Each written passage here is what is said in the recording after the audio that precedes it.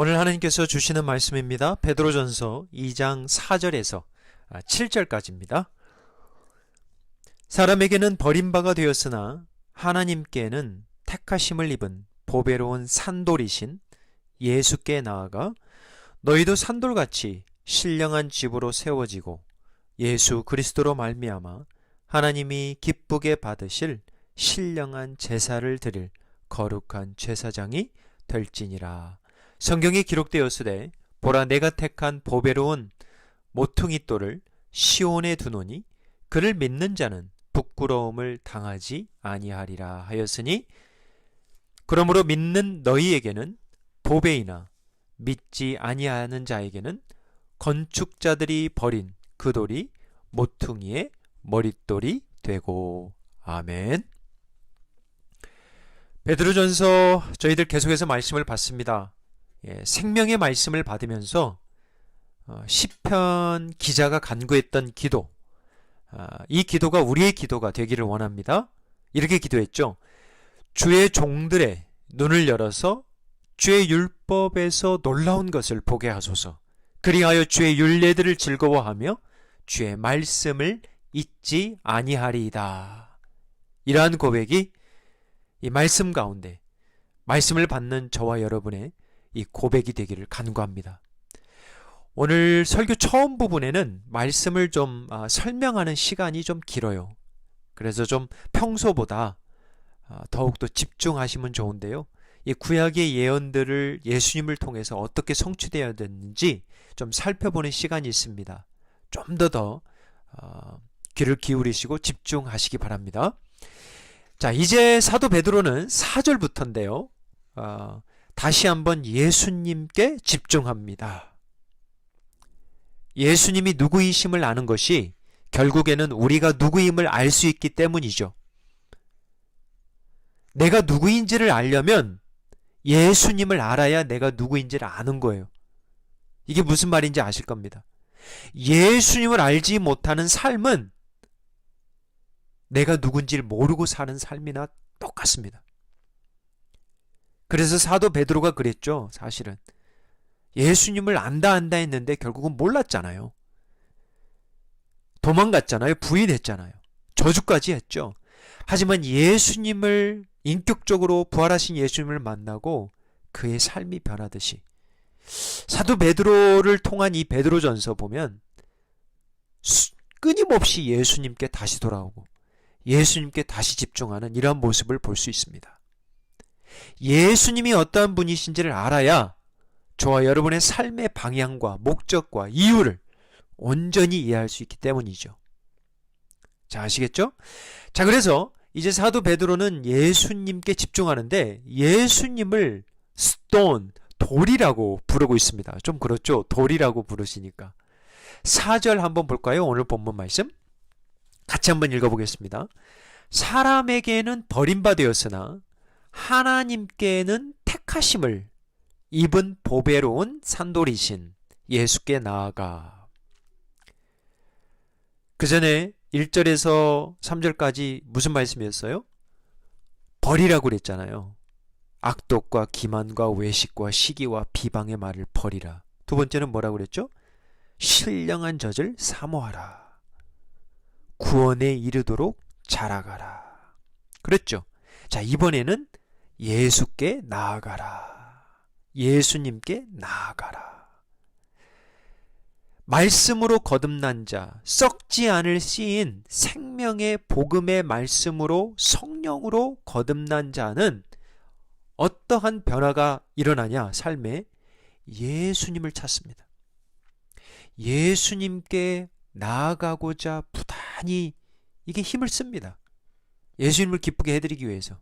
이게 거듭난 자의 삶의 특징이에요.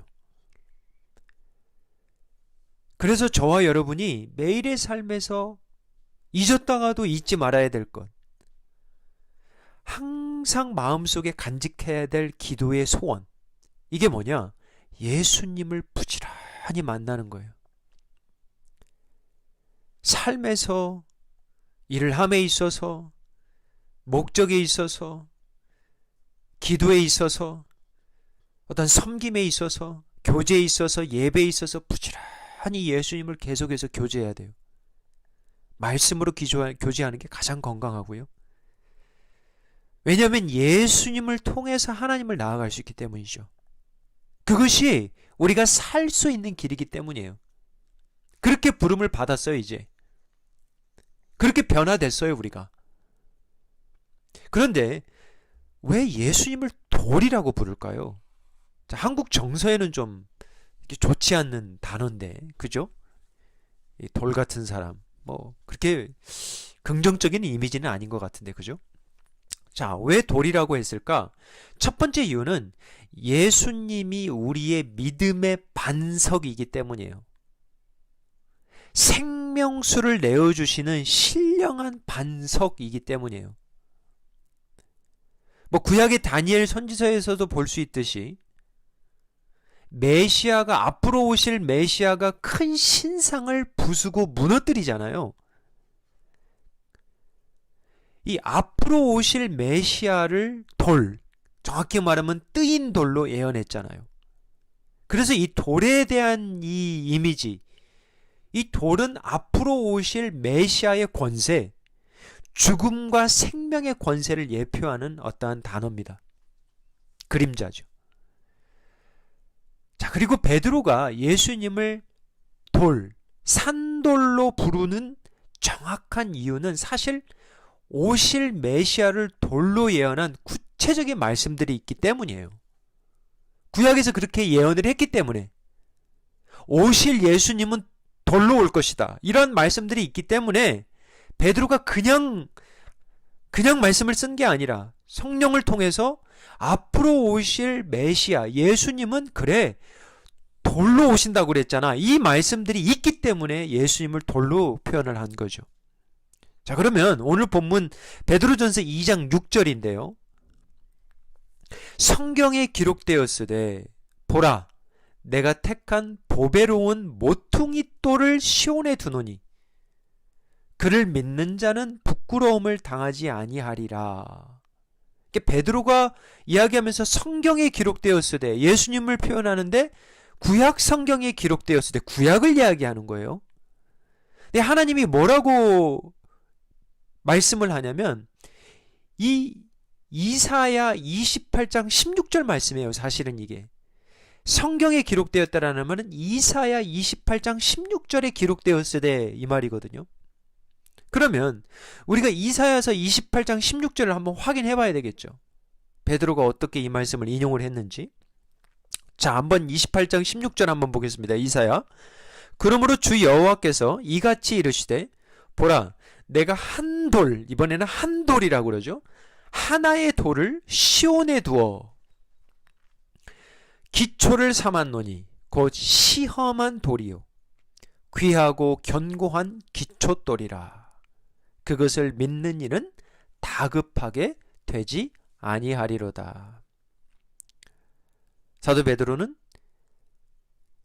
뭐라고 바꿨어요? 부끄러움을 당하지 아니할 것이다. 그러니까 이런 말씀들을 보세요. 구약의 이사야서 말씀과 베드로전서의 말씀 비교해 보면 문자적으로 약간은 다르죠, 그죠? 그렇지만 이 본질의 뜻은 사실 같습니다.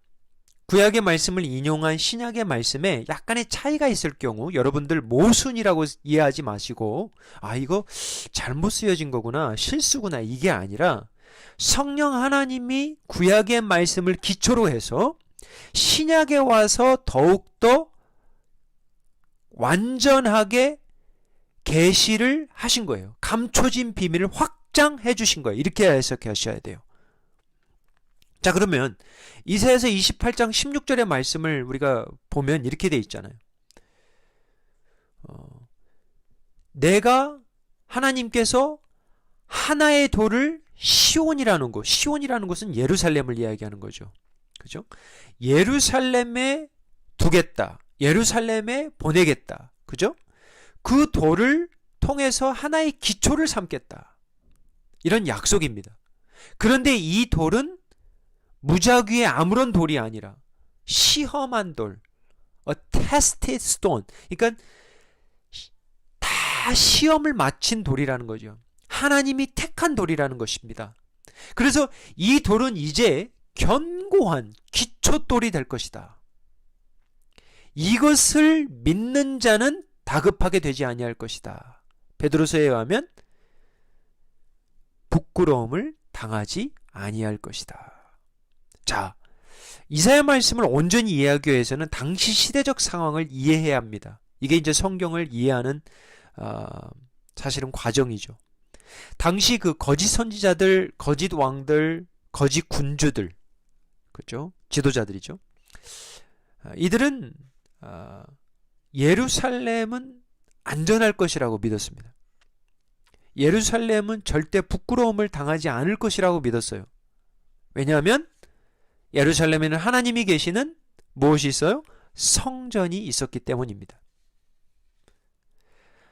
그런데 하나님이 보시기에 그들이 드리는 예배는 거짓의 헛된 예배였거든요. 그들의 삶에도 전혀 하나님을 예배하는 삶을 찾아볼 수가 없었어요. 그래서 하나님은 이사야 선지자를 통해서 이들에게 임할 심판을 선포하십니다. 심판을 선포하시면서도 진노 가운데에서도 하나님이 은혜를 주시겠다고 또 약속하세요. 회복의 은혜죠. 그게 뭐냐?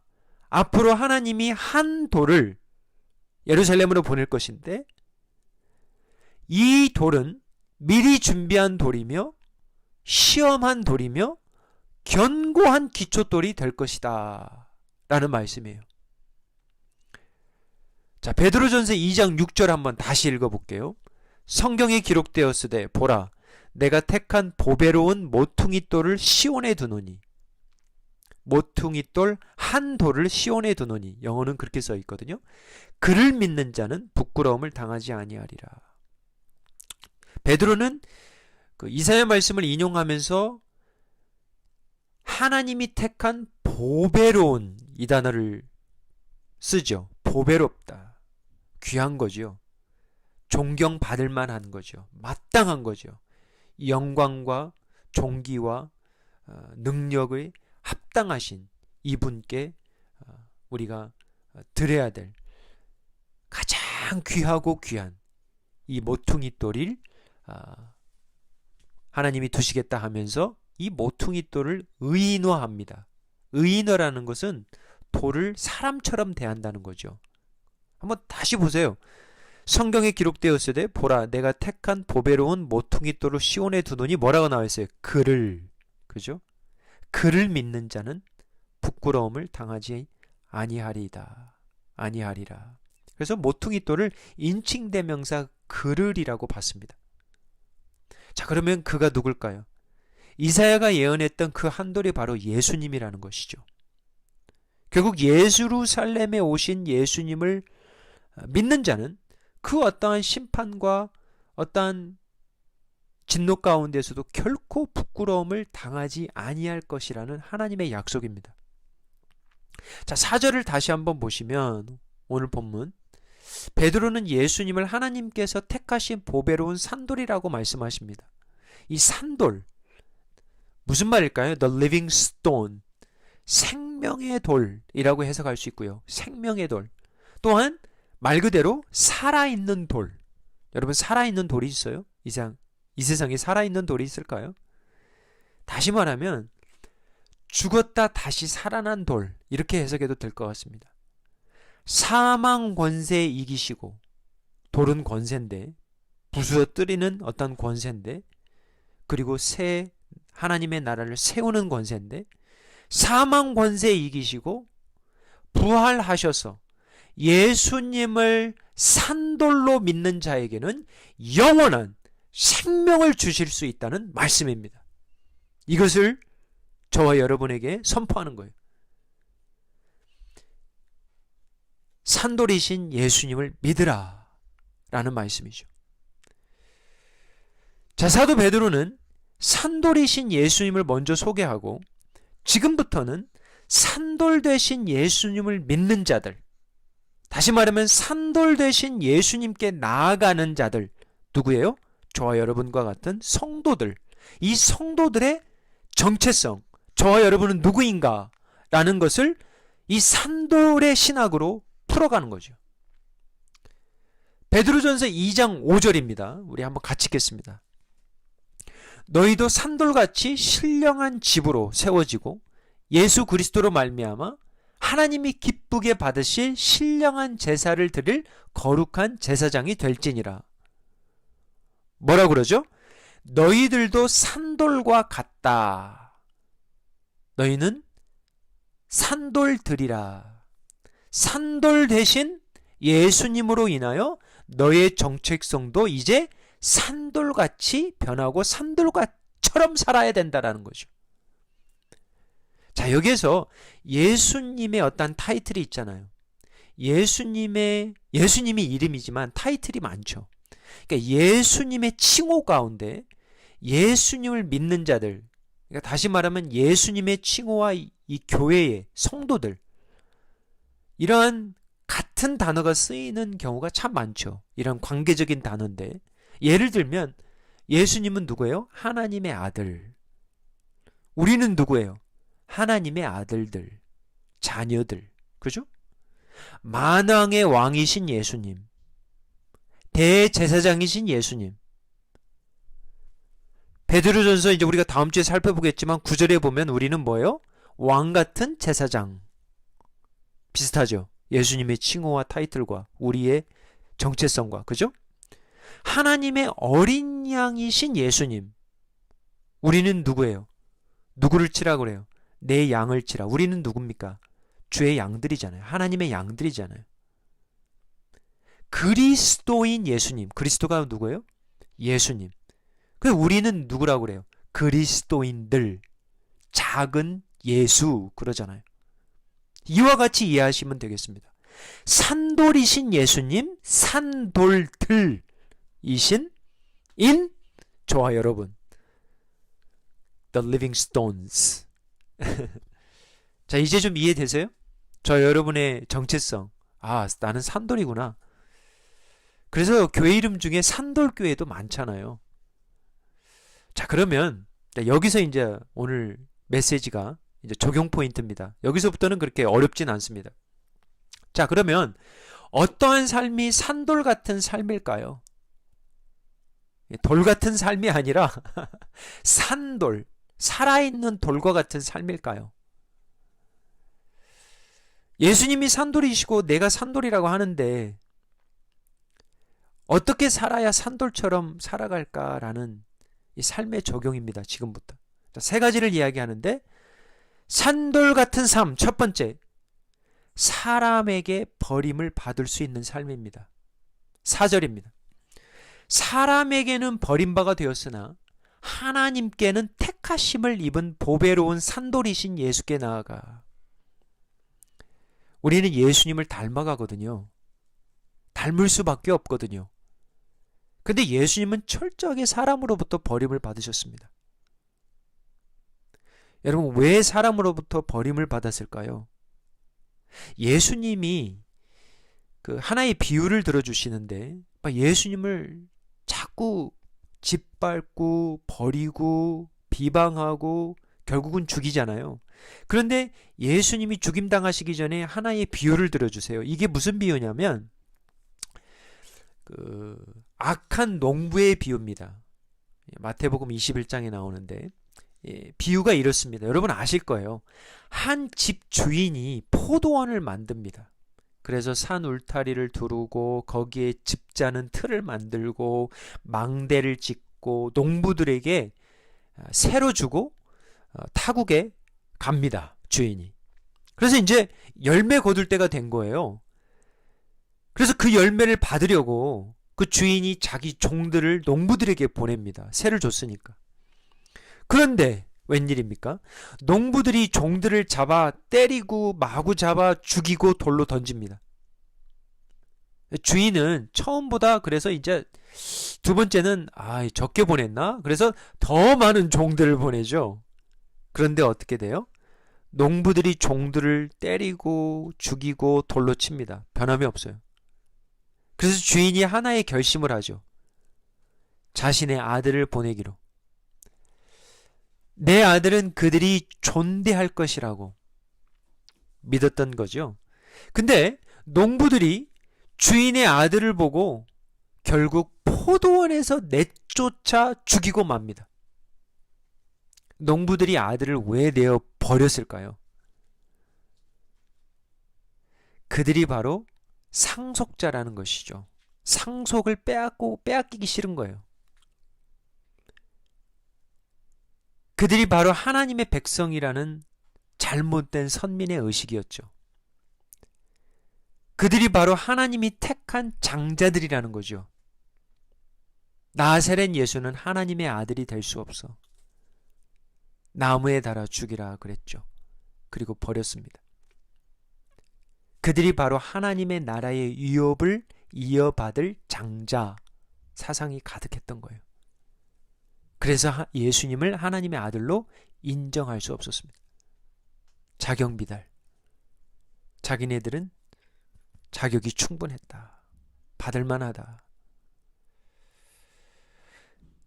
예수님은 이 주인의 이 아들을 포도원 밖으로 내버려 죽인 이 악한 농부의 비유를 마치면서 구약의 말씀 한 구절을 인용합니다. 그게 이제 마태복음 21장 42절인데요. 한번 읽어보겠습니다.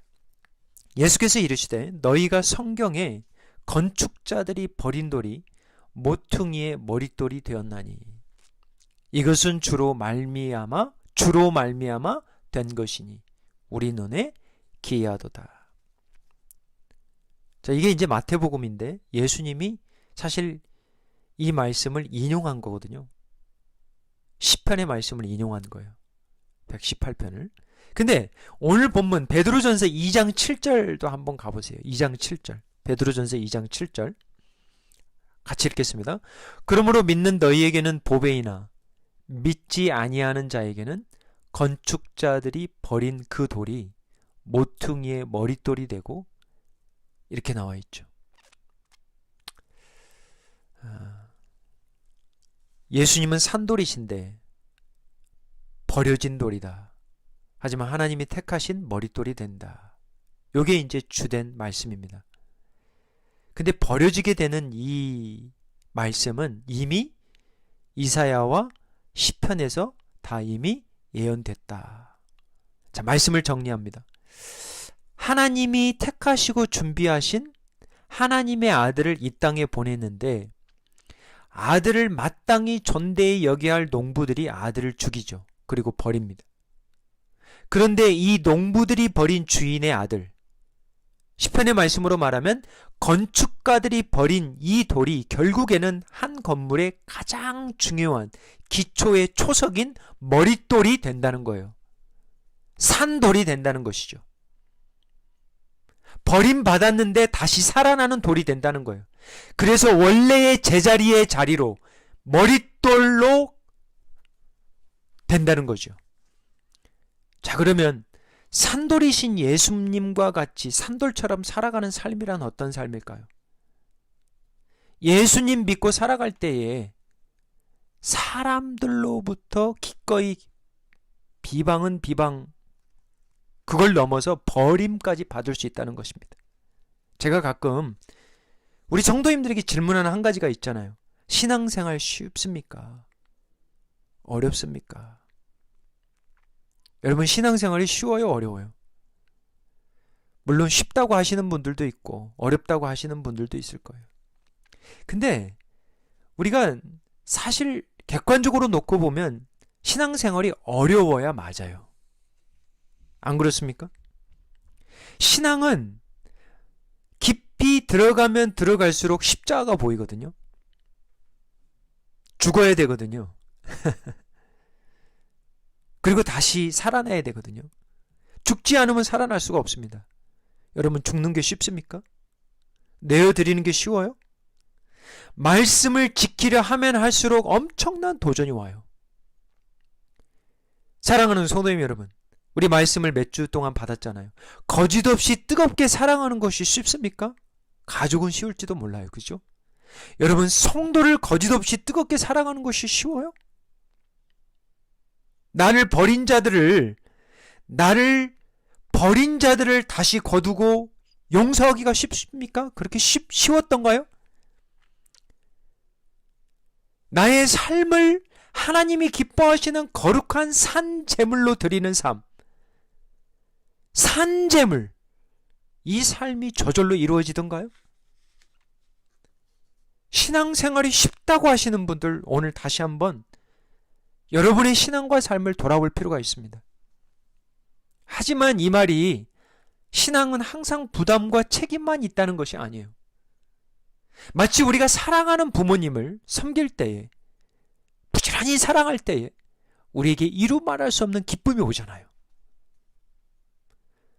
헌신 가운데는 분명한 위로와 평강과 감사와 기쁨이 있습니다. 마찬가지예요. 그 은혜가 너무 크니까, 우리가 받은 은혜가 너무 많으니까, 셀 수 없으니까 비록 힘은 들지만 감사한 거예요. 세상에서 버림받는 삶이란 어떤 삶일까요? 예수님의 비유처럼 여러분의 주위 가운데 어떤 악한 농부들이 저와 여러분을 막 죽이려고 찾아와요? 문을 두드립니까? 우리를 막 쫓아옵니까? 아니죠. 그런 사람들 거의 없죠. 세상으로부터 버림받는 삶이란 예수님처럼 세상과 타협하지 않는 삶을 말할 겁니다. 예수님처럼 하나님의 뜻대로 살기 위해서 때로는 희생하고요, 때로는 손해도 보고, 때로는 사람과의 관계까지 끊김을 당할 희생을 할 수 있다는 거예요.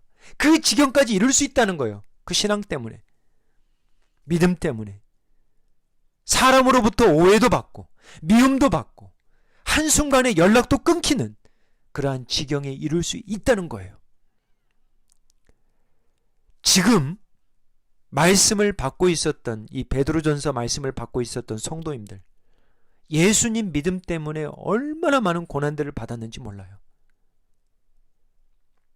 애매한 고난, 여러 가지 시험, 핍박과 순교, 이러한 것을 당하는 이들에게 사도 베드로는 위로합니다. 예수님도 버림받으셨다. 산돌 대신 예수님, 악한 농부들로부터 버림받아 죽임까지 당했다. 너희들도 사람들에게 버림받을 수 있다. 그렇지만 결코 잊지 말라.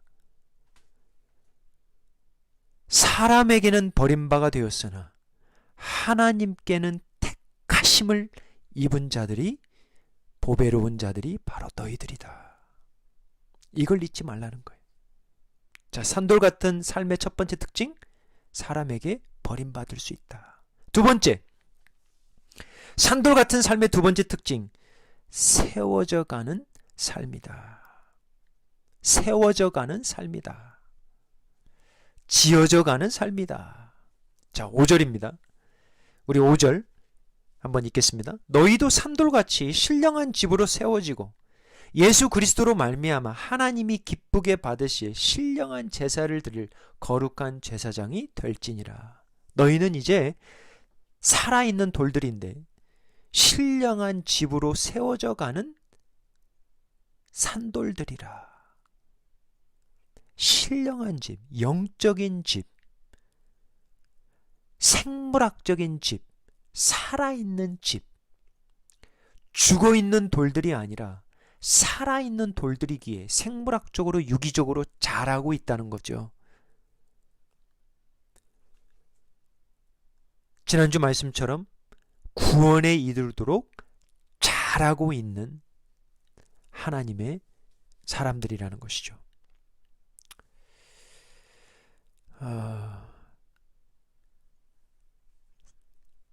산돌들로 이루어진 집이기 때문에 집을 짓기 위해서는, 집으로 세워지기 위해서는 반드시 필요한 한 가지가 있습니다. 그게 바로 모퉁이 돌이라는 것이죠. 모퉁이 돌, 건물을 세울 때 맨 처음 제자리에 놓이는 돌을 말하죠. 건물의 초석입니다. 이 건물의 벽의 어떤 각도라든지 겹겹이 쌓아 올려지는 층을 결정하는 것은 모퉁이 돌입니다. 건물은 벽이 결정하지 않습니다. 건물은 지붕이 결정하지 않습니다. 건물은 기둥이 결정하지 않습니다. 건물을 결정하는 가장 중요한 것은 모퉁이돌이에요. 그래서 모퉁이돌이 있는 건물과 모퉁이돌이 없는 건물은 처음에는 구별되지 않아요. 하지만 바람 불고 창수 나면 예수님의 말씀처럼 결국은 드러나게 돼 있습니다. 우리의 인생도 마찬가지예요. 그 아무리 휘황찬란하고 뽐나는 높은 빌딩과 같은 인생이라도 예수님이 머릿돌이 아닌 삶은 결국에는 무너지게 되어 있습니다. 꼭 잊지 마십시오. 마지막에는 무너지게 되어 있어요. 시작도 중요하지만 삶은 마지막이 중요하거든요. 반면에요, 겉으로 보기에는 세상에서 버림받은 삶 같고 세상과의 관계도 끊어진 것 같고 끊어졌고 비록 작은 집에서 살지라도 저와 여러분의 집의 머릿돌이 모퉁이돌이 예수님이면 그 집은 예수님이 거하는 집이고 보배 같은 천국의 집임을 믿으시기 바랍니다.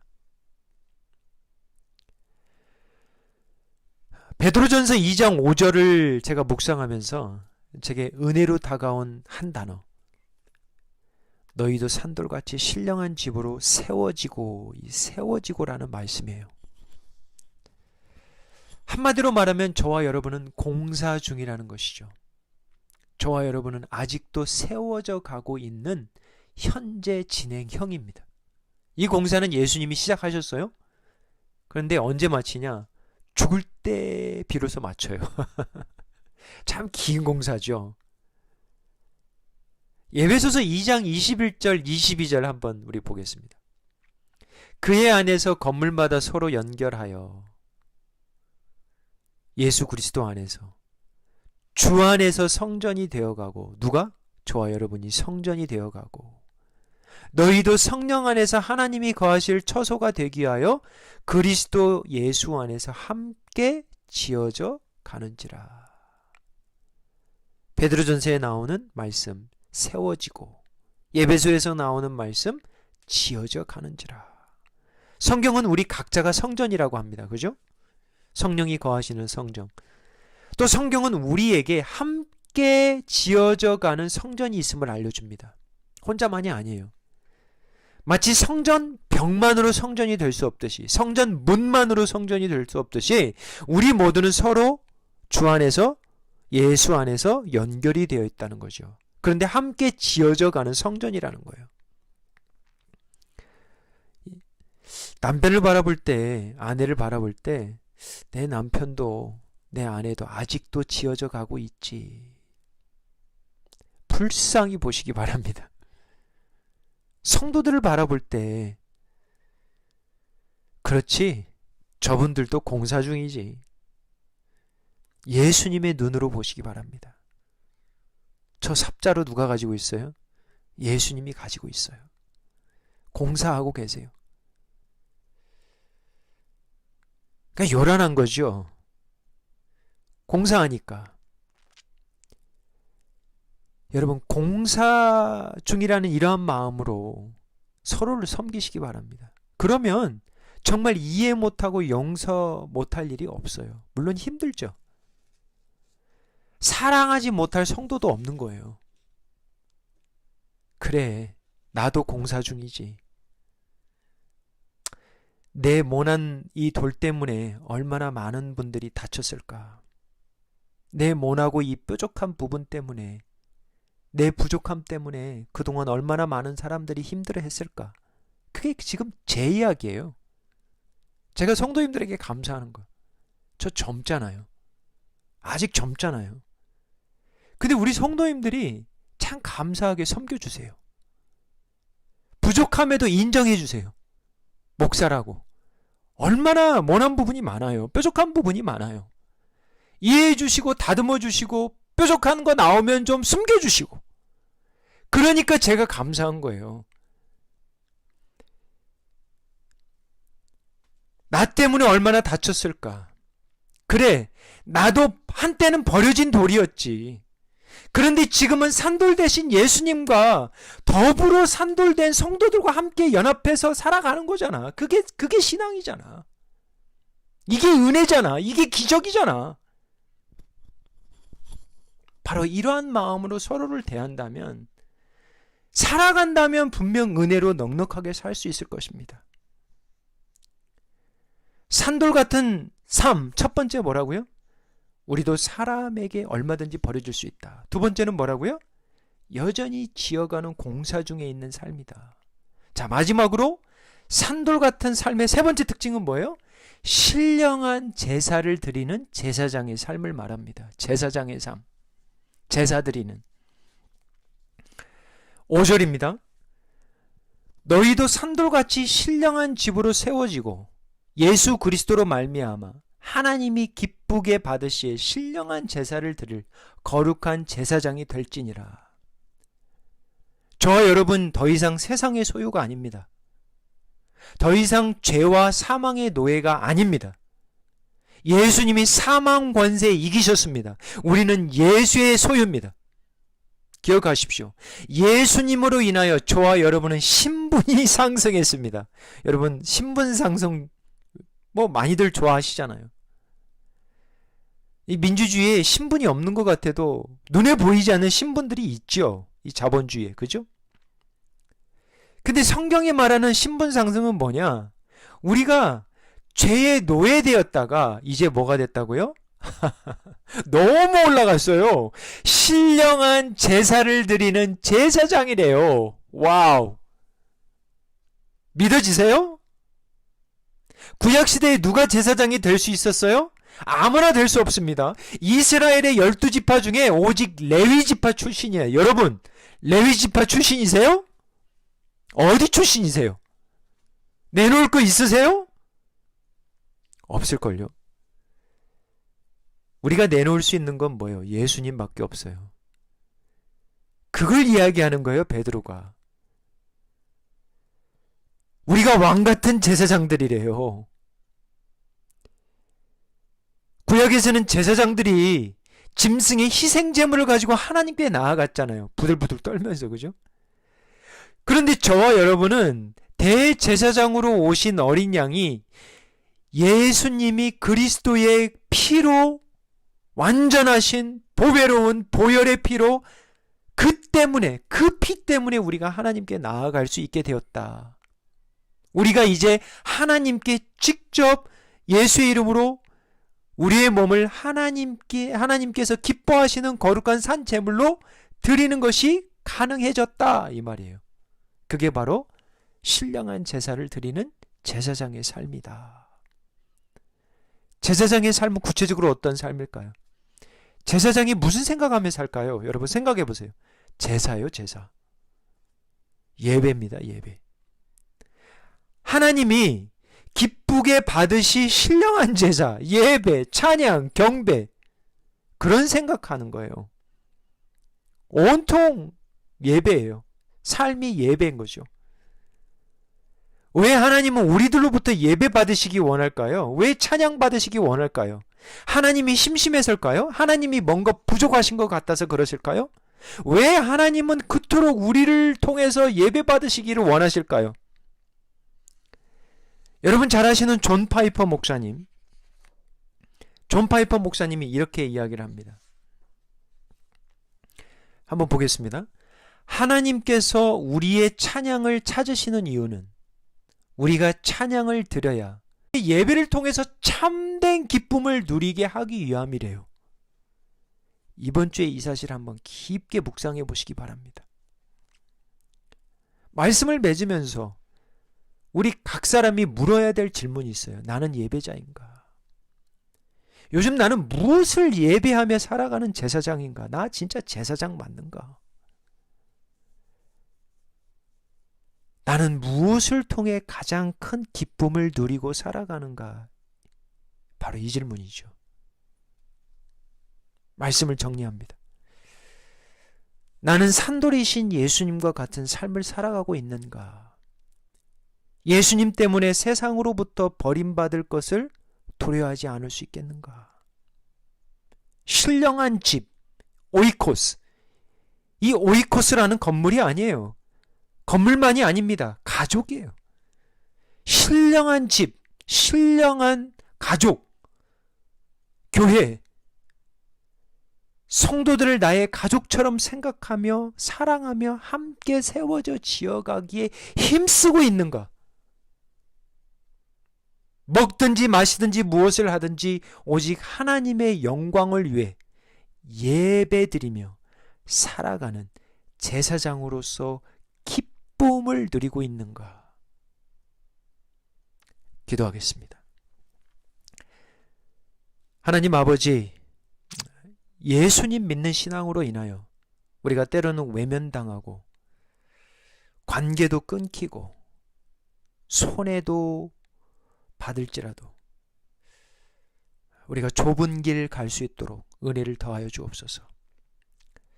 산돌처럼 살아가게 하옵소서. 죽은 돌이 아닌 우리의 감각이 무뎌지지 않도록 산돌로 살아가게 하옵소서. 하나님을 예배드림이 우리의 삶의 최우선이 되게 하시며 이 삶의 예배를 통해서 우리가 더욱더 새롭게 지어지며 새롭게 거듭나며 세워지게 하옵소서. 찬양과 경배와 예배의 삶을 통해서 참된 기쁨을 누리게 하옵소서. 예수님의 이름으로 기도하옵나이다. 아멘.